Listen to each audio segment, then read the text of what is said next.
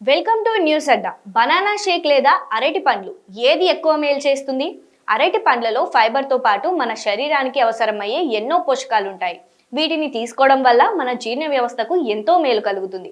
పేగు ఆరోగ్యానికి ఇవి ఎంతో మేలు చేస్తాయి. అలాగే కొంతమంది అరటి పండును నేరుగా తినడానికి ఇష్టపడరు.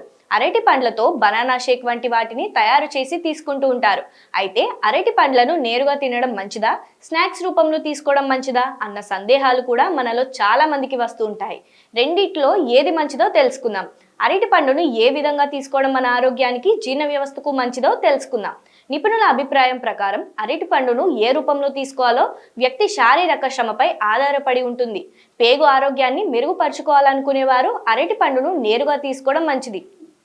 జిమ్కి వెళ్లేవారు, భారీ వ్యాయామాలు చేసేవారికి క్యాలరీలు ఎక్కువగా అవసరం అవుతాయి కనుక వ్యాయామాలు చేసేవారు అరటి పండును మిల్క్ షేక్ రూపంలో తీసుకోవడం మంచిదని నిపుణులు అభిప్రాయపడుతున్నారు. అరటి పండును నమలడం వల్ల దానిలో ఉండే మొత్తం పోషకాలు శరీరానికి చక్కగా అందుతాయి. అరటి పండుతో స్మూతీ, షేక్ వంటివి చేసి తీసుకోవడం వల్ల దానిని నమలాల్సిన అవసరం లేదు. ఇది జీర్ణ వ్యవస్థపై అదనపు భారాన్ని కలిగిస్తుందని ఆయుర్వేద నిపుణులు చెప్తున్నారు.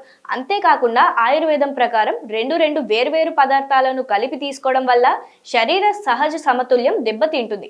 అరటి పండును పాలతో కలిపి మిక్స్ చేసి తీసుకోవడం వల్ల జీర్ణక్రియ నెమ్మదిస్తుంది. దీంతో కఫం పెరుగుతుంది. ఇది సైనస్, జలుబు, అలర్జీ వంటి వాటికి దారి తీస్తుంది. బనానా షేక్ పొట్టలోకి చేరిన తర్వాత అరటి పండులో ఉండే మాలిక్, సిట్రిక్ ఆమ్లాలు పాలతో కలిసి పెరుగుగా మారుతుంది. దీంతో జీర్ణక్రియ నెమ్మదిస్తుంది. బనానా షేక్ జీర్ణం అవ్వడానికి సమయం పట్టడంతో పాటు పోషకాలను కూడా శరీరం సరిగ్గా గ్రహించదు. అరటి పండును నేరుగా తీసుకోవడమే మంచిదని నిపుణులు అభిప్రాయపడుతున్నారు.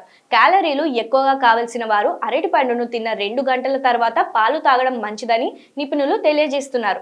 ఇలా చేయడం వల్ల జీర్ణ సమస్యలు రాకుండా ఉండడంతో పాటు శరీరానికి పోషకాలు కూడా చక్కగా అందుతాయి.